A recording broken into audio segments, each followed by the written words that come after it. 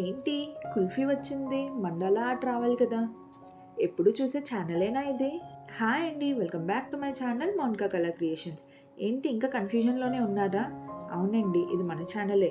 60 days మండల challenge అవ్వాలి అంటే సమ్మర్ అయిపోయి వింటర్ కూడా వచ్చేస్తుందండి. అందుకనే 1 or 2 వీక్స్కి ఒకసారి ఇలా సమ్మర్ స్పెషల్ రెసిపీస్తో వద్దామని అనుకుంటున్నా. ముందులాగే అందరూ ఆదరించండి.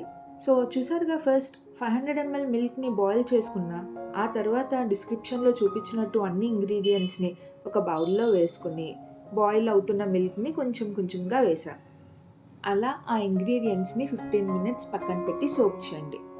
వన్స్ 15 minutes అయిన తర్వాత బ్లెండ్ చేసి మనం పక్కన పెట్టుకున్న మిల్క్లోని బాగా మిక్స్ అయ్యేలాగా కలపండి. అప్పుడే స్టవ్ మాత్రం ఆన్ చేయకండి. ఫస్ట్ బాగా మిక్స్ అయిన తర్వాతే ఆన్ చేయండి, లేకపోతే మాడిపోతుంది, గుర్తుంచుకోండి. తర్వాత కుల్ఫీ మిక్స్ అనేది కొంచెం దగ్గర పడ్డాక స్టవ్ ఆఫ్ చేసి కూల్ చేయండి. వన్స్ కూల్ అయ్యాక మళ్ళీ బ్లెండ్ చేయండి.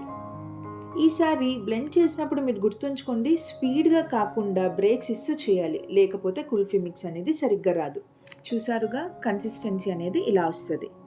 మీ దగ్గర కుల్ఫీ మాల్స్ ఉంటే అందులో వేయండి, ఆరెల్స్ టీ గ్లాసెస్ ఉన్నా పర్లేదు, అందులో వేసుకోవచ్చు. మినిమం 8 to 12 hours అనేది మాత్రం ఖచ్చితంగా రిఫ్రిజిరేట్ చేయాలి, లేకపోతే ఒక ఓవర్ నైట్ చేసినా ప్రాబ్లం లేదండి. నేను నెక్స్ట్ డే తీసి చూపిస్తున్నాను.